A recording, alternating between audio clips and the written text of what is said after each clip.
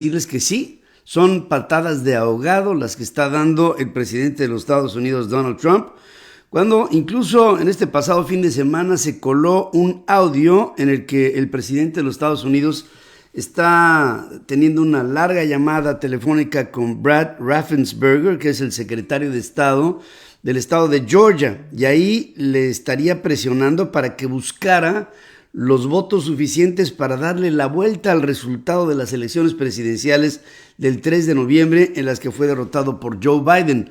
Según el periódico The Washington Post, informa que esta conversación se publicó en una grabación que dura más o menos una hora, en la que Trump publica en su cuenta personal de Twitter que habló con Raffensperger y que trató cuestiones como el resultado del condado de Fulton, en donde hubo, dice el presidente Trump, un fraude electoral. No quería o podía responder a preguntas sobre el fraude de los votos bajo la mesa, la destrucción de papeletas, votantes fuera del estado, votantes muertos y más. No tenía idea, dice entonces el secretario de Estado de Georgia. Y en todas las presiones que recibe el señor Raffensperger de parte del presidente Trump, a todas les dice: no, señor presidente, no, esto no es así. Incluso en alguna parte de la conversación, el presidente de los Estados Unidos dice: tienes que encontrar los argumentos porque la gente de Georgia está molesta, porque yo gané las elecciones y esto se tiene que revertir de alguna manera. Desde la oficina de Raffensperger se recuerda que la investigación de las elecciones no ha dado ningún caso de votantes irregulares o no registrados, y que sí hay un puñado de personas que pudieran haber votado y que fueran difuntas, pero podrían haber votado en voto anticipado y después de haber votado pudieron haber muerto. Y esto es algo que es mínimo sin influir en lo que tendría que ser el resultado final. Por otra parte, también quiero decirles que hay una estrategia de algunos senadores de los Estados Unidos. Un total de 11 de estos senadores norteamericanos anunciados que se van a oponer a la ratificación de la victoria del presidente electo Joe Biden durante la sesión del Congreso programada con este objetivo, lo que reforzará un voto sobre el resultado de las elecciones del próximo mes de noviembre. De todas maneras, con todos los esfuerzos que está haciendo el Partido Republicano o parte del Partido Republicano por cuestionar los resultados hacia el final, miren, el próximo miércoles en el Congreso norteamericano, el vicepresidente Mike Pence va a tener que ratificar el triunfo de quien ganó las elecciones del pasado 3 de noviembre. Y en ello ya se ha desestimado la idea de que pudiera haber de parte de Mike Pence algún tipo de presión que pudiera objetar el resultado. No debemos olvidar que Mike Pence, en su calidad de vicepresidente de los Estados Unidos, se convierte, por serlo, en líder del Senado norteamericano, pero no habrá la posibilidad de que Mike Pence desestime el resultado de las elecciones. La justicia de Estados Unidos también desestima una demanda impulsada por un congresista republicano y varios miembros del partido en el estado de Arizona, en la que pedían otorgar el poder al vicepresidente Pence de nombrar a Donald Trump el próximo 6 de enero como nuevo presidente de los Estados Unidos. En calidad de líder, Pence presidirá el acto en el que se proclamará como ganador a Joe Biden, y estas patadas de ahogado que dio el presidente Trump no tuvieron mucho éxito. De hecho, el presidente, antes de salir de la Casa Blanca, sigue dando de qué hablar. Donald Trump acusó a los Centros de Prevención de Enfermedades de los Estados Unidos, al CDC, que es el Anthony Fauci, es su encargado, de proporcionar datos que resultan exagerados sobre el alcance de la pandemia por el coronavirus. Fíjense que desde el punto de vista proporcional, el último boletín de los Estados Unidos incluye 299,087 casos detectados en las últimas 24 horas y 2.398 muertos en un solo día. En total, desde la llegada del virus a los Estados Unidos en febrero, se han detectado 20.427.780 casos de personas contagiadas por el virus del COVID. Con respecto al proceso de vacunación, se han administrado más de 4 millones de dosis según el CDC, además de que hay 13 millones de dosis de vacunas de Pfizer y de Moderna ya distribuidas. Hasta este momento que les hablo, el país que en términos per cápita ha inoculado a más personas es Israel. Fíjense que Israel prácticamente ahora ya en el récord que se marca a nivel mundial, insisto, es proporcional. Israel tiene más de 1 millón de personas que han sido vacunadas ya en contra del COVID, cifra que resulta aún más impactante si se toma en cuenta que el país tiene 9 millones de habitantes y ya más de 1 millón ha sido vacunado. En términos de porcentaje, lideran la inmunización a nivel mundial, ya que llevan el 11.55% de la población atendida. Detrás de ellos, muy detrás, está Bahrein con 3.49%, el Reino Unido, que llegó a 1.47% de la población susceptible de ser vacunada, según datos reunidos por el portal Our World in Data, operado por la Universidad de Oxford. La campaña de vacunación en Israel comenzó el pasado 19 de diciembre y se administra este fármaco alrededor de 150,000 personas por día, dando con esto un récord que proporcionalmente no se había dado en ningún otro lado. La vacuna que se está inoculando en Israel es la de Pfizer BioNTech.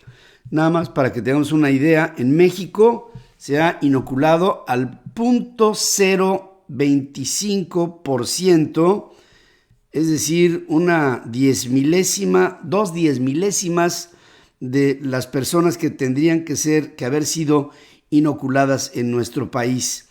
Dice, por su parte, el presidente Andrés Manuel López Obrador que ya se tienen, cito textual, que ya se tienen las 127,000 dosis que necesita la población para ser toda vacunada por el COVID. Es decir, habla de 127,000 vacunas que ya se compraron cuando somos 127 millones de personas. No se da cuenta de su error y nada más por decir que cuando el presidente Andrés Manuel López Obrador está tomando a la vacuna, distribuyéndola a través de los centros de la Secretaría del Bienestar, que le da con esto un sentido político a la distribución de la misma, el señor Hugo López-Gatell, que es el encargado de controlar esta pandemia en el momento más crítico de la misma, decide irse de vacaciones a Oaxaca, a la playa,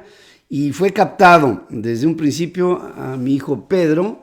Le envía una persona que iba en el mismo avión una fotografía del señor Hugo López-Gatell, que venía circulando adentro del avión, hablando por teléfono con el tapabocas, lo tenía aquí como papada, no lo estaba utilizando, se fue así, llegó a Oaxaca, se fue a la playa, hay fotografías de él en la playa, en el momento más crítico de mayor número de contagios, con muchas zonas en el país que están en tono rojo, y habla de un tono de extrema emergencia. El encargado de la pandemia en México está siendo visto así como se lo reporto, y esto no da un buen ejemplo, ya que se tienen reportados, por ejemplo, en Puerto Vallarta, 75% de los hoteles en Puerto Vallarta resultaron ocupados.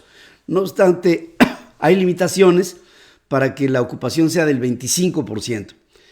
Y las playas abarrotadas a todo lo que dan en diferentes puntos, sobre todo del Pacífico mexicano. Esto habla de que no hay absolutamente ningún tipo de previsión. De hecho, por ejemplo, en Tlaxcala, fíjense lo que está pasando en Tlaxcala. En Puebla hay restricciones y hay comercios cerrados. ¿Qué es lo que hizo la gente poblana? Se fue a Tlaxcala y se fue porque los centros comerciales en Tlaxcala están abiertos. Entonces Tlaxcala dijo, pues vamos a aprovechar de que esté cerrado y marcado como rojo Puebla, y en Tlaxcala no, y entonces la gente se fue para Tlaxcala. El nivel de contaminación por COVID en Tlaxcala, pues lo único que les puedo decir es que es inconmensurable, porque ni siquiera hay ni controles, ni medidas, ni nada. No hay absolutamente nada. Y la violencia en descontrol. Nada más por decirles que en este pasado fin de semana la presidenta municipal de Tlaxcala estaba en una reunión en su casa con 16 colaboradores. Llegaron 4 rateros armados, se metieron a la casa de la presidenta municipal de Tlaxcala y robaron a la presidenta municipal de Tlaxcala y a todos los colaboradores los relojes, las carteras, en un asalto común en la sede misma de la presidencia municipal en esa ciudad capital del estado de Tlaxcala. Bueno, ¿qué les puedo decir? El señor Andrew Cuomo dio una muestra con ejemplo de una civilidad tremenda. El gobernador de Nueva York dice que no se va a poner la vacuna en contra del coronavirus hasta que los miembros de las comunidades minoritarias en su mismo grupo de edad tengan acceso a ella para asegurar que se distribuye de manera igualitaria. Estoy comprometido con la justicia social y racial en la distribución de esta vacuna, dice Cuomo en un videomensaje emitido durante una misa en la iglesia bautista de Avicino, esto en el Harlem. Dice, mientras no se vacune la gente susceptible de contraer el coronavirus y tener un grado, digamos, de gravedad mayor, yo no me voy a vacunar, para dar un ejemplo de que primero van los primeros. Y eso que el señor Cuomo pues está en el mismo rango de edad, ya que tiene más de 65 años.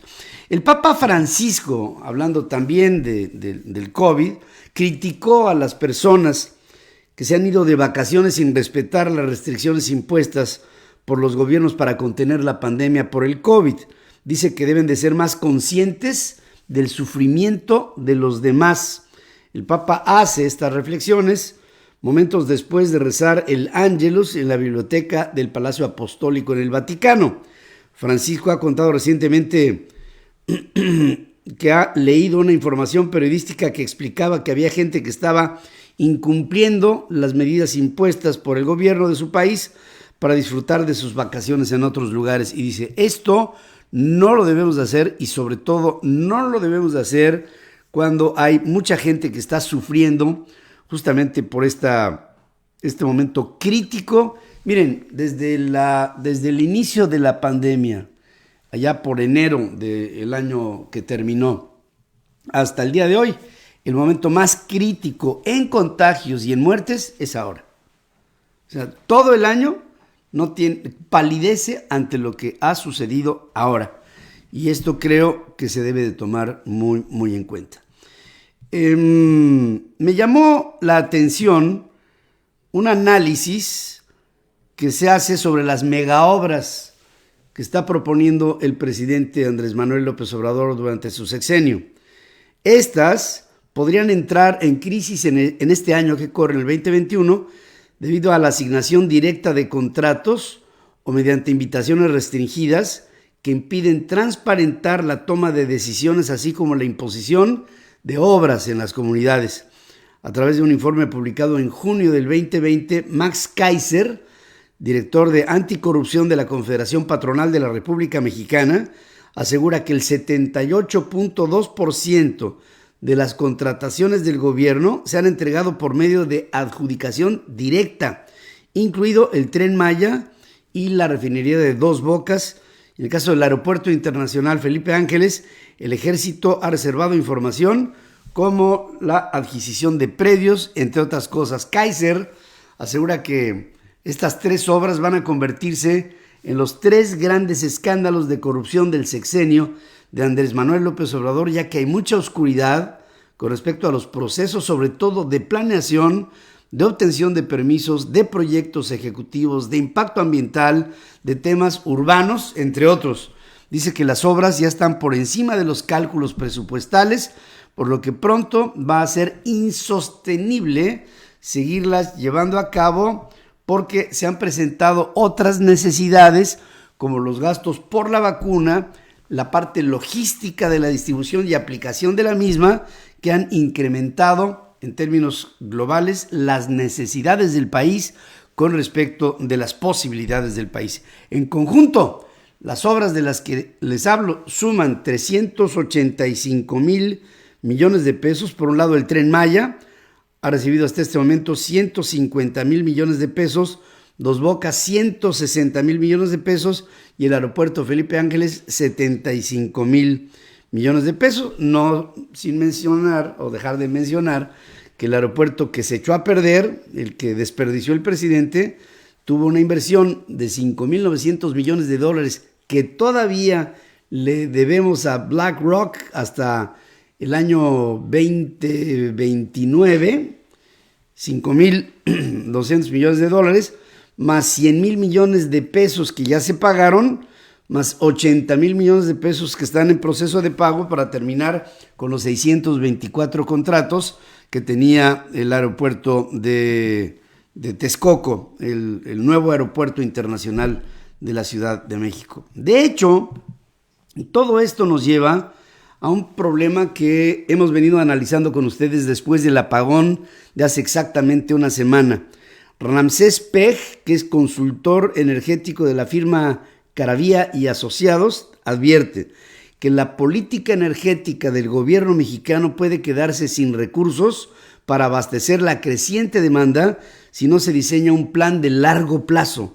Este especialista dice que tanto Petróleos Mexicanos como la Comisión Federal de Electricidad no podrán sobrellevar la creciente demanda energética que se va a acumular en los próximos años, llevando al país a una crisis por falta de energía.